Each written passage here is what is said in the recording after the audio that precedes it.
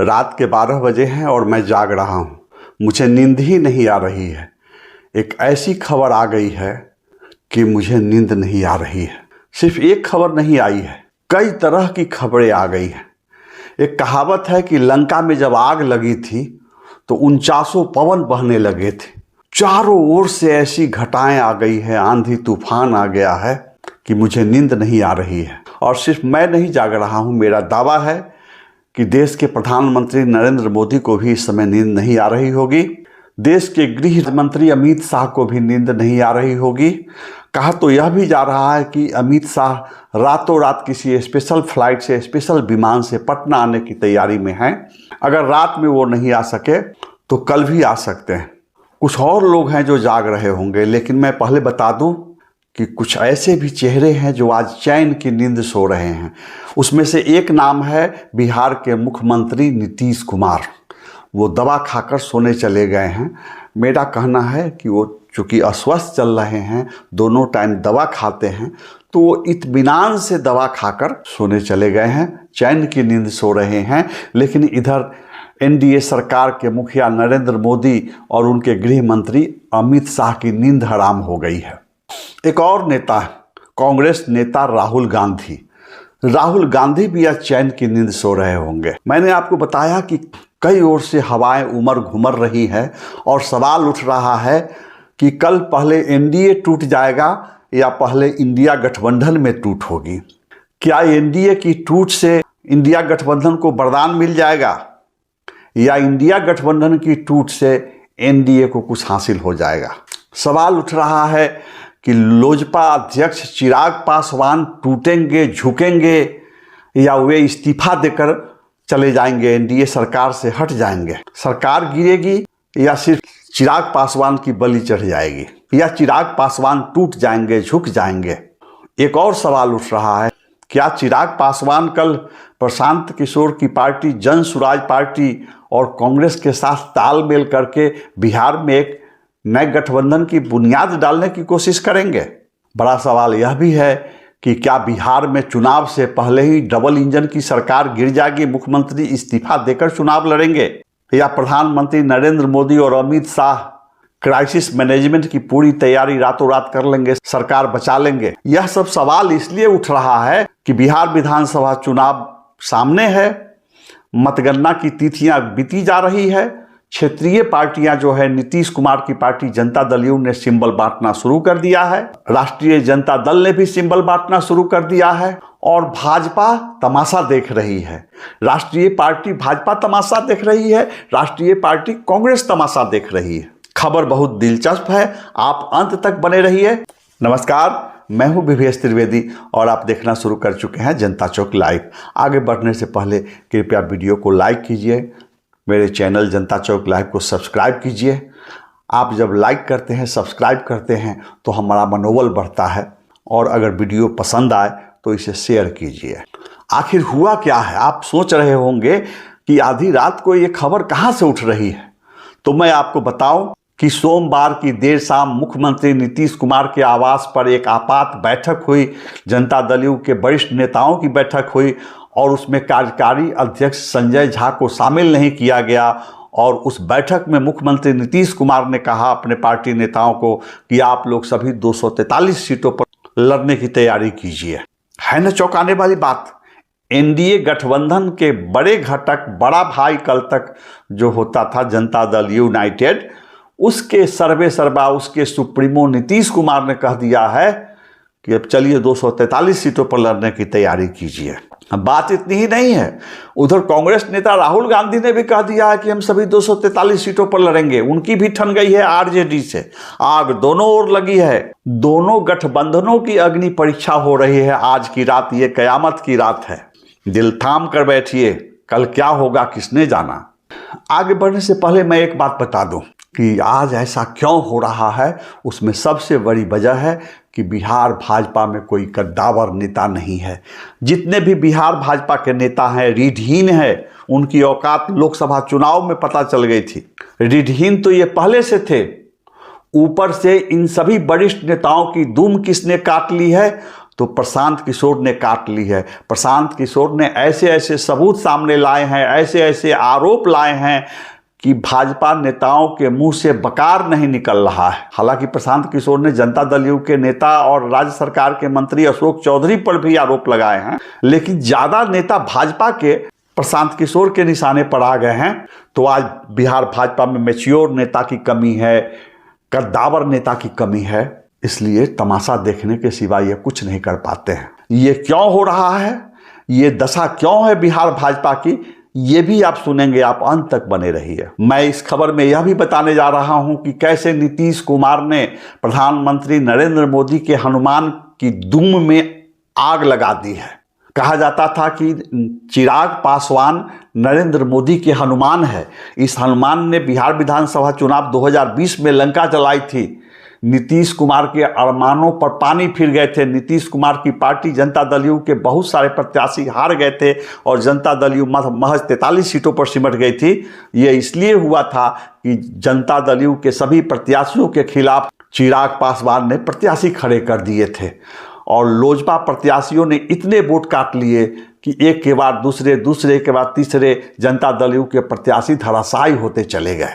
चिराग पासवान ने यह काम प्रधानमंत्री नरेंद्र मोदी और अमित शाह के इशारे पर किया था। नीतीश कुमार को औकात में रखने की रणनीति थी। नीतीश कुमार की पार्टी को समेट कर रखना था। कोशिश यही थी कि जनता दल यू बड़ी पार्टी नहीं बन जाए, इसलिए यह सब किया गया था। आज नीतीश कुमार ने उसी हनुमान की धूम में आग लगा दी है। क्या हुआ है, रविवार को दिल्ली में एनडीए के घटक दलों में जो सीटों का बंटवारा हुआ और जिन जिन सीटों को चिराग पासवान की पार्टी लोजपा के हिस्से में छोड़ा गया, उनमें से कई सीटों पर आज नीतीश कुमार ने अपने प्रत्याशियों को सिंबल दे दिया। अभी आधिकारिक घोषणा नहीं हुई थी। सोमवार की शाम 4 बजे संयुक्त प्रेस कॉन्फ्रेंस में एनडीए प्रत्याशियों की घोषणा होने वाली थी, लेकिन वो टल गई। विवाद इतना बढ़ा कि वो घोषणा नहीं हो सकी। लेकिन इधर नीतीश कुमार ने रविवार को जो दिल्ली में सहमति बनी थी, सीटों का बंटवारा हुआ था, जिसमें जनता दल यू के नेता कार्यकारी अध्यक्ष संजय झा भी मौजूद थे, केंद्रीय मंत्री ललन सिंह भी मौजूद थे, लेकिन नीतीश कुमार ने उस बैठक में लिए गए निर्णय को धत्ता बताते हुए आज लोजपा के लिए छोड़ी गई सीटों पर अपने दल के प्रत्याशियों को सिंबल देना शुरू किया। नीतीश कुमार इतना अधिक नाराज हुए कि उन्होंने कहा कि लोजपा या किसी दल से हम तालमेल नहीं करेंगे, आप लोग सभी 243 सीटों पर चुनाव लड़ने की तैयारी कीजिए। सवाल उठता है कि क्या नीतीश कुमार एनडीए से फिर अलग हो जाएंगे। अभी हाल में उन्होंने पूर्णिया की सभा में कहा था प्रधानमंत्री के सामने कि मैं 2 बार बहकावे में आकर, अपने ही लोगों के कहने में आकर एनडीए को छोड़कर महागठबंधन में चला गया था। अब मैं कहीं नहीं जाऊंगा, अब मैं एनडीए में ही रहूंगा। जब जब प्रधानमंत्री बिहार आते हैं, प्रधानमंत्री की सभा में मुख्यमंत्री नीतीश कुमार मंच से दोहराते हैं कि मैं धोखे से चला गया था, मैं लोगों के बहकावे में आकर 2 बार चला गया था, अब हम कहीं नहीं जाएंगे, अब हम यहीं रहेंगे। उसी नीतीश कुमार ने आज कहा कि 243 सीटों पर लड़ने की तैयारी कीजिए। सवाल उठता है कि क्या नीतीश कुमार सिर्फ धमकी दे रहे हैं चिराग पासवान को झुकाने के लिए, चिराग पासवान को औकात में रखने के लिए, या वास्तव में वो अकेले लड़ना चाहते हैं। हो सकता है कि नीतीश कुमार अकेले नहीं लड़ना चाहते हों, लेकिन जिस तरह से नीतीश कुमार ने अधिकृत रूप से सीटों के बंटवारे से पहले, प्रत्याशियों की संयुक्त घोषणा से पहले लोजपा के लिए छोड़ी गई 4 सीटों पर प्रत्याशी दे दिए हैं, उससे लगता है कि नीतीश कुमार बहुत खफा है। अब सवाल उठता है कि क्या चिराग पासवान 29 से भी कम सीटों पर मान जाएंगे। आपको पता है कि एनडीए में सीटों का जो बंटवारा हुआ, जेडीयू के हिस्से में 101 सीट, भाजपा के हिस्से में 101 सीटें आई और अप्रत्याशित रूप से लोजपा रामविलास के हिस्से में 29 सीटें छोड़ी गई और पूर्व मुख्यमंत्री जीतन राम मांझी की पार्टी हम के हिस्से में सिर्फ 6 सीट छोड़ी गई और राज्यसभा सदस्य राष्ट्रीय लोकतांत्रिक मोर्चा के नेता उपेंद्र कुशवाहा की पार्टी के हिस्से में भी सिर्फ 6 सीटें छोड़ी गई। दोनों नाराज हैं, उपेंद्र कुशवाहा भी नाराज हैं और जीतन राम मांझी भी नाराज है। उनकी नाराजगी इसलिए भी है कि चिराग पासवान को 29 सीटें दे दी गई है और उन्हें इतनी भी सीट नहीं मिली है कि वे अपनी पार्टी को मान्यता दिला सकें। तो ये तो नाराजगी उनकी चल रही थी, लेकिन उनकी नाराजगी से ज़्यादा विस्फोटक रूप ले ली नीतीश कुमार की नाराजगी। नीतीश कुमार को यह गवारा नहीं हुआ कि नालंदा की कुछ सीटें चिराग पासवान के लिए छोड़ दी गई। नीतीश कुमार को यह गवारा नहीं हुआ कि जिन सीटों पर उनके कद्दावर नेता लड़ते रहे हैं, उनके कद्दावर नेता विधायक होते रहे हैं, वहां पर लोजपा को प्रत्याशी खड़े करने की छूट दी गई। सवाल उठता है कि क्या चिराग पासवान मान जाएंगे, झुक जाएंगे? जिन सीटों पर नीतीश कुमार ने प्रत्याशियों को सिंबल दे दिए हैं, उससे चिराग पासवान अपनी कुर्सी बचाने के लिए केंद्रीय मंत्रिमंडल में जो लंबे इंतजार के बाद वो मंत्री बने हैं, तो अपनी कुर्सी बचाने के लिए क्या वे झुक जाएंगे, मान जाएंगे? या सीट अधिक लेने के लिए, 29 सीट लेने के लिए चिराग पासवान लगातार धमकी दे रहे थे, एनडीए छोड़ने का संकेत दे रहे थे। तो झुकने के बजाय, टूटने के बजाय चिराग पासवान क्या एनडीए छोड़कर चले जाएंगे महागठबंधन में, इंडी गठबंधन में जाएंगे? इंडिया गठबंधन की भी स्थिति ठीक नहीं है, वहां पर भी विस्फोटक रूप ले चुकी है स्थिति, वहां पर भी टूट होना है। तो क्या चिराग पासवान को जो बार बार आमंत्रण मिल रहा है जन स्वराज पार्टी से, क्या चिराग पासवान जन स्वराज पार्टी में चले जाएंगे, जन स्वराज पार्टी से तालमेल करेंगे? इस सवाल का जवाब मैं आगे दूंगा। पहले आप सुन लीजिए कि क्या क्या खेल हुआ सीटों के बंटवारे में। समस्तीपुर में नीतीश कुमार के बहुत ही प्रिय, विश्वास पात्र, विनम्र नेता एक हैं, सराय रंजन से विधायक हैं और राज्य सरकार में वरिष्ठ मंत्री हैं विजय कुमार चौधरी। वे सराय रंजन से जीतते हैं। पिछली बार भी उनकी जीत बड़ी मुश्किल से हुई थी। अरविंद निषाद राजद के प्रत्याशी थे उनके खिलाफ और बड़ी मुश्किल से विजय कुमार चौधरी अपनी सीट बचा पाए थे। समस्तीपुर जिले का जो सामाजिक समीकरण है, अति पिछड़ी जातियों की बहुलता वाला क्षेत्र है, पिछड़ी जातियों की बहुलता वाला क्षेत्र है। सराय रंजन क्षेत्र में भी निषाद वोटरों की संख्या काफ़ी है। तो बैलेंस करने के लिए नीतीश कुमार बगल में मोरवा सीट पर, समस्तीपुर की मोरवा विधानसभा सीट पर विद्यासागर निषाद को खड़ा कराते रहे हैं और तब इक्वेशन बनता है मोरवा का और सराय रंजन का और दोनों लड़ते हैं। लेकिन इस बार जब सीटों के बंटवारे में मोरवा की सीट चली गई लोजपा के हिस्से में और लोजपा ने वहां से एक भूमिहार नेता को प्रत्याशी बनाने की तैयारी शुरू कर दी, संकेत दिया कि वहां से लोजपा एक भूमिहार प्रत्याशी को खड़ा करेगी, तो अब हड़कंप मच गया कि क्या मोरवा में भी भूमिहार लड़ेंगे और सराय रंजन में भी भूमिहार लड़ेंगे। अगल बगल की 2 सीटों पर अगर एनडीए के भूमिहार प्रत्याशी लड़ेंगे तो जातीय समीकरण बिखर जाएगा। नीतीश कुमार जो सोशल इंजीनियरिंग करते हैं उसके परखचे उड़ जाएंगे। इस बार भी राजद के अरविंद निषाद सराय रंजन में बड़ी तैयारी में है और विजय कुमार चौधरी सचेत हैं।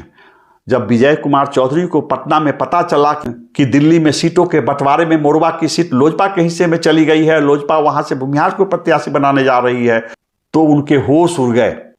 कहा जाता है कि संजय झा ने विजय चौधरी की घेराबंदी करने के लिए मोरवा सीट दे दी लोजपा के हिस्से में और वहां लोजपा से भूमिहार प्रत्याशी खड़ा करने की तैयारी हो गई।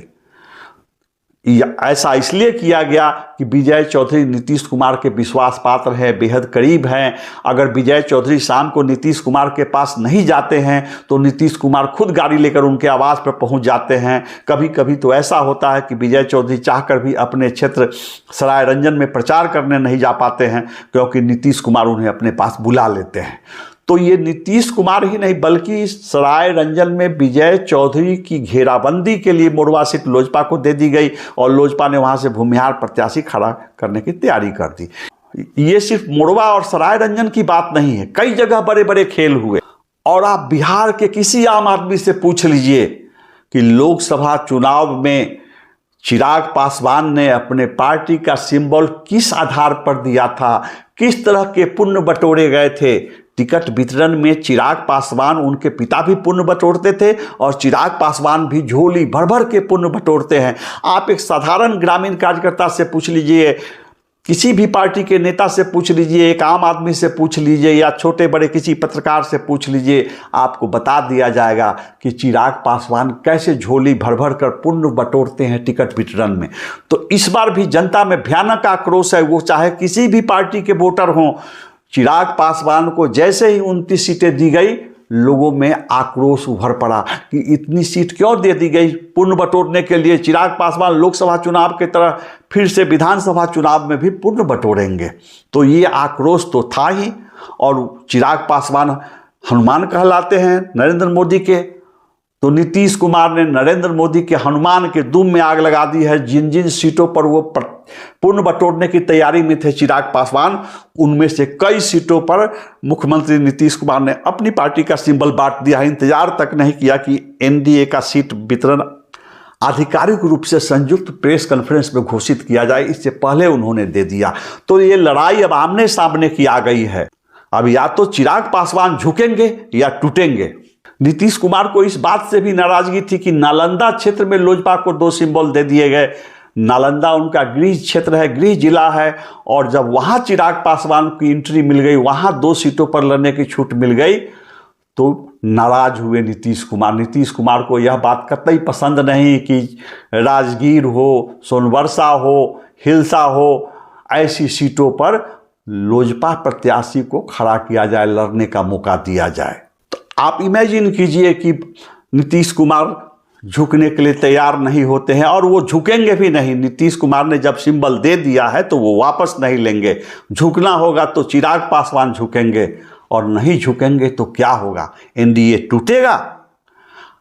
केंद्र में भाजपा को स्पष्ट बहुमत नहीं है चंद्रबाबू नायडू के समर्थन से, और बिहार के मुख्यमंत्री नीतीश कुमार की पार्टी जेडीयू के समर्थन से, और बेशक लोजपा के भी समर्थन से सरकार चल रही है, बहुमत की व्यवस्था हुई है।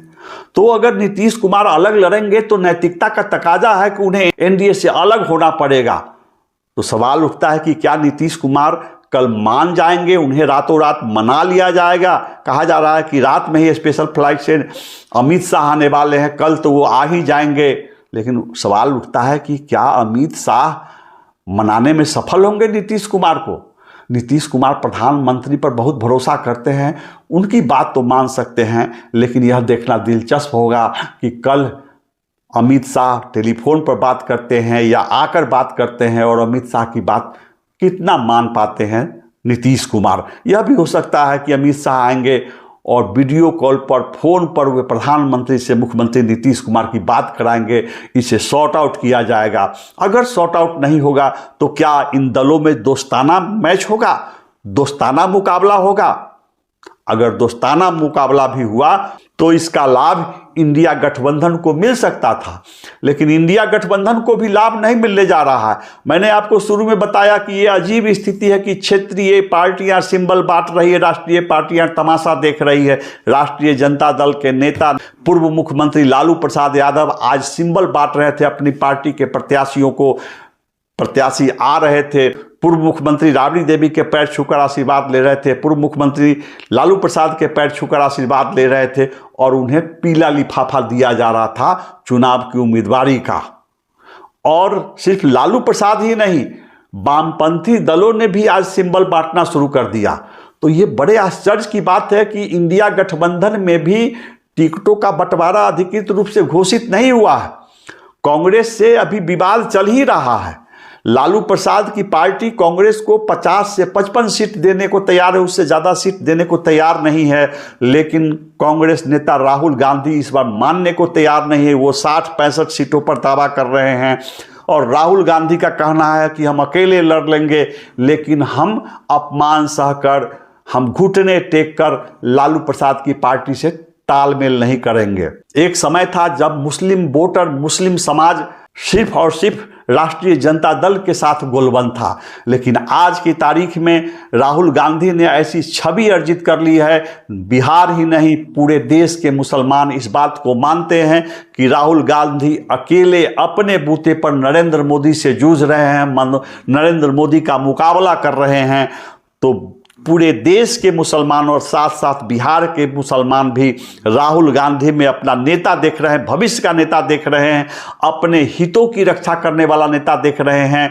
और अल्पसंख्यक समाज के मन में जो डर है, जो आशंका है, जो आक्रोश है, उन सबों को राहुल गांधी से बहुत उम्मीद है। तो लालू प्रसाद मुगालते में नहीं रहे, तेजस्वी यादव मुगालते में नहीं रहे कि मुसलमानों पर उनका एकाधिकार है।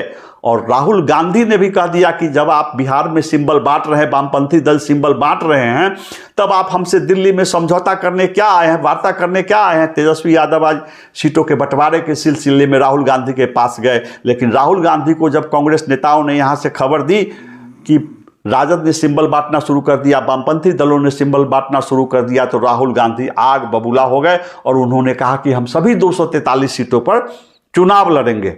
तो स्थिति वहां भी विस्फोटक हो गई है, वहां भी इंडिया गठबंधन टूट के कगार पर है और पहले वाली कांग्रेस नहीं है। मैं फिर कहता हूं कि तेजस्वी यादव मुगालते में नहीं रहे। तो सवाल उठता है कि क्या लालू प्रसाद झुकेंगे, क्या तेजस्वी यादव झुकेंगे? जिन लोगों को सिंबल दे दिया है क्या वापस ले लेंगे? अब पर्दे के पीछे एक बहुत बड़ा खेल चल रहा है। राहुल गांधी अपनी पार्टी कांग्रेस को सभी 243 सीटों पर अकेले लड़ाने की भी तैयारी में है, लेकिन इसके साथ साथ चर्चा यह भी है राजनीति के गलियारे में कि वे प्रशांत किशोर के संपर्क में है और प्रशांत किशोर की पार्टी जन स्वराज पार्टी के साथ कांग्रेस के तालमेल की संभावनाओं को टटोला जा रहा है। तो यह भी हो सकता है कि राहुल गांधी की कांग्रेस राजद से अलग होकर जन स्वराज पार्टी से तालमेल कर ले, गठबंधन कर ले। इसमें अब देखने वाली बात होगी कि अगर चिराग पासवान निकल कर आते हैं तो क्या वे भी जन स्वराज के साथ तालमेल करेंगे? फिर मुकेश सहनी का क्या होगा? मुकेश सहनी बहुत ज्यादा सीटें मांग रहे थे, उनका क्या होगा? इन तमाम परिस्थितियों में ऐसे नेता जो एनडीए के प्रत्याशी के रूप में चुनाव लड़ने की तैयारी में थे, जिनको ये उम्मीद थी कि जब हम एनडीए के प्रत्याशी घोषित हो जाएंगे तो हमें लोजपा के वोट बैंक से भी मदद मिलेगी, जनता दल यू के वोट बैंक से भी मदद मिलेगी, भाजपा के वोट बैंक से, हम के वोट बैंक से और उपेंद्र कुशवाहा के जनाधार से भी मदद मिलेगी, उनका सपना चकनाचूर हो सकता है। अगर एनडीए बिखर गया तो इससे चिराग पासवान के वोटर अलग बिखर जाएंगे, इससे मांझी के वोटर अलग बिखर जाएंगे, और अगर नीतीश कुमार अलग होते हैं तो अति पिछड़ी जातियों का एक आधार वोट जो है वो एनडीए से खिसक सकता है। तो जो एनडीए के टिकट पर कल तक चुनाव लड़ने की तैयारी कर रहे थे, उनके अरमान धरे के धरे रह जाएंगे, वे धराशायी हो सकते हैं। तो ये एक बहुत विकट स्थिति है, इसलिए मैं इतनी रात को ये स्टोरी लेकर आया हूं। और यहां मैं एक बात और जोड़ देता हूं, मान लीजिए कि जनता दल यू एनडीए से अपने को अलग कर ले, मान लीजिए कि चिराग पासवान भी एनडीए से अलग हो जाते हैं और भाजपा मजबूरी में ही सही अपने बूते पर चुनाव लड़ने चलती है, तो भाजपा को लेने के देने पड़ जाएंगे। भाजपा के संगठन का जो सत्यानाश किया गया है पिछले 2 सालों में, तो भाजपा के प्रत्याशियों को बाहर से अधिक अपने संगठन के नेताओं से भी जूझना पड़ेगा। प्रदेश भाजपा के और दिल्ली के 3-4 नेताओं ने जिस तरह से संगठन का सत्यानाश किया है, जिस तरह से गुटबाजी बढ़ाई है, जिस तरह से अपने अपने लोगों को थोपा है, अध्यक्ष बनाया है, और ऐसे ऐसे लोगों को अध्यक्ष बनाया है जो अलग अलग जिलों में भाजपा प्रत्याशियों को जिताने की तैयारी से ज्यादा उन्हें हराने की तैयारी में जुटे हुए हैं, तो सत्यानाश हो जाएगा अगर भाजपा को अपने बूते अकेले लड़ने की नौबत आ गई। आप अपने अपने जिले में जो भाजपा के अध्यक्ष बनाए गए हैं उनकी गुटबाजी पर गौर कीजिए, उनको किसने बनाया है आपको पता चल जाएगा। किसी को नित्यानंद राय ने बनवाया है, किसी को सम्राट चौधरी ने बनवाया है, किसी को संजय जायसवाल ने बनवाया है, किसी को मंगल पांडे ने बनवाया है। ये जो अधिकतर जिला अध्यक्ष बने हुए किसी न किसी के आदमी हैं और वे अपने यहाँ जो संभावित प्रत्याशी हैं उनके खिलाफ साजिश में ज़्यादा जुटे हुए हैं, चुनाव की तैयारी से ज़्यादा। मैं बानगी के रूप में मुजफ्फरपुर का उदाहरण देता हूँ, आप गौर कीजिएगा, कमोबेश यही स्थिति अलग अलग जिलों में है। मुजफ्फरपुर को 2 जिलों में विभाजित किया गया है, मुजफ्फरपुर पूर्वी और मुजफ्फरपुर पश्चिमी। दोनों में प्रदेश भाजपा के महामंत्री राजेश बर्वा ने अपने लोगों को जिलाध्यक्ष बनाया है। मुजफ्फरपुर पूर्वी से हैं विवेक कुमार जिलाध्यक्ष और मुजफ्फरपुर पश्चिमी से हैं हरिमोहन चौधरी जिलाध्यक्ष। दोनों के दोनों महत्वाकांक्षी है। विवेक कुमार की इच्छा रही है कि वे चुनाव लड़े मुजफ्फरपुर से, हरिमोहन चौधरी की इच्छा रही है कि वे चुनाव लड़े कांटी से। इसलिए दोनों की नज़र कांटी और मुजफ्फरपुर विधानसभा क्षेत्र पर चुनाव की तैयारी के लिए नहीं है, जो प्रत्याशी अभी टिकट के प्रमुख दावेदार हैं उनकी हवा निकालने के लिए है। और उसकी वजह यह है कि इनका जो गुरुकुल है, ये दोनों जिला अध्यक्ष जो हैं वो प्रदेश महामंत्री राजेश वर्मा के आदमी हैं। राजेश वर्मा भी मुजफ्फरपुर से चुनाव लड़ना चाहते हैं और पिछले 6 महीने से लगातार राजेश वर्मा मुजफ्फरपुर में ही कैंप कर रहे हैं और वे अपने लोगों को संगठन में एक एक पद पर बैठाने में सफल रहे हैं। मुजफ्फरपुर पूर्वी जिला की कमेटी लीजिए, मुजफ्फरपुर पश्चिमी जिला की कमेटी लीजिए, युवा भाजपा की कमेटी लीजिए, महिला मोर्चा की कमेटी लीजिए, किसी भी मंच मोर्चा की कमेटी लीजिए, 80 से 95% जो पदाधिकारी बनाए गए हैं वो राजेश वर्मा के आदमी हैं और राजेश वर्मा खुद मुजफ्फरपुर से टिकट के दावेदार हैं। तो यहां पर जिला अध्यक्ष विवेक कुमार चूंकि राजेश वर्मा द्वारा बनाए गए हैं, तो सुबह से शाम तक विवेक कुमार और राजेश वर्मा की जोड़ी जो है वो ये सोचती है कि रंजन कुमार जो पूर्व जिला अध्यक्ष है, जो मुजफ्फरपुर से टिकट के बड़े दावेदार हैं, इनकी कैसे हवा निकाली जाए। अगर ये अपना चुनाव की तैयारी कर रहे हैं तो इनके मुहिम की कैसे हवा निकाली जाए, ऐसा क्या क्या किया जाए कि रंजन कुमार टिकट लेने में विफल रहें। और बात सिर्फ रंजन कुमार की नहीं है, यहां से बिहार सरकार के पूर्व मंत्री सुरेश शर्मा भाजपा के कद्दावर नेता हैं। जिस समय भाजपा के पास फंड का अभाव होता था, जिस समय भाजपा के पास दरी पर बैठने वाले लोग नहीं होते थे, बल्कि मैं ये कहूं कि दरी बिछाने वाले लोग नहीं होते थे, उस समय से भाजपा से जुड़े हुए सुरेश शर्मा, उनको पिछली बार हराया गया था केंद्र के एक नेता के इशारे पर, जिला भाजपा के लोगों ने ही हराया था। तो अभी जो ये जोड़ी है राजेश वर्मा एंड कंपनी की, राजेश वर्मा सुरेश शर्मा की भी हवा निकाल रहे हैं। और मैं अगर झूठ बोल रहा हूं, आप मुजफ्फरपुर में किसी पार्टी के नेता से पूछ लीजिए, भाजपा से, राजद से, कांग्रेस से, आपको बताएंगे कि अगर सुरेश शर्मा को टिकट मिलता है तो राजेश वर्मा पहले की तरह हवा निकालने की पूरी कोशिश करेंगे। हर चुनाव में कहा जाता है कि जो विधायक हैं विजेंद्र चौधरी, उनसे कैसे रिश्ते हैं राजेश वर्मा के, ये हम नहीं बता रहे, आप लोगों से पूछ सकते हैं। और यह भी कहा जाता है कि अगर रंजन कुमार को टिकट मिलता है तो उनकी भी हवा निकाली जाएगी। और ये सिर्फ मुजफ्फरपुर पूर्वी की बात नहीं कर रहे हैं, आप मुजफ्फरपुर पश्चिमी में देखिए, हरिमोहन चौधरी हैं, ये सब लोग बाद में आए हैं। राजेश वर्मा राजद से आए हैं, विवेक कुमार जो पूर्वी के जिलाध्यक्ष है ये भी राजद से आए हैं, हरिमोहन चौधरी तो राजनीति में ही हाल में आए हैं। हरिमोहन चौधरी के भी अरमान है, उनकी महत्वाकांक्षा है कि वे कांटी से चुनाव लड़े। और उन्होंने तो बजाबता एनडीए की मीटिंग आयोजित कर पूर्व मंत्री अजीत कुमार के खिलाफ अभियान चला दिया है। तो एक ये भी कोशिश चल रही है मुजफ्फरपुर में भाजपा के अंदर, जो भूमिहार समाज के जो 2 नेता हैं जिनकी राज्य स्तरीय छवि है, दोनों पूर्व मंत्री हैं, दोनों की लोकप्रियता है, दोनों का आधार है, उनके खिलाफ साजिश रची जा रही है। तो यह खेल पूरे बिहार में हो रहा है, ऊपर के नेताओं के इशारे पर हो रहा है। और भाजपा के जो जिलाध्यक्ष हैं, भाजपा की जो कमेटियां हैं, वो अपने प्रत्याशियों के खिलाफ ही अभियान में जुटी हुई है। तो ऐसी स्थिति में अगर भाजपा को अकेले चुनाव लड़ना पड़ गया तो भगवान मालिक है। अगर आपको यह स्टोरी पसंद आई तो आप इसे शेयर कीजिए, वीडियो लाइक कीजिए, मेरे चैनल जनता चौक लाइव को सब्सक्राइब कीजिए। आधी रात को जागकर आपके लिए स्टोरी लेकर आया हूं। नमस्कार।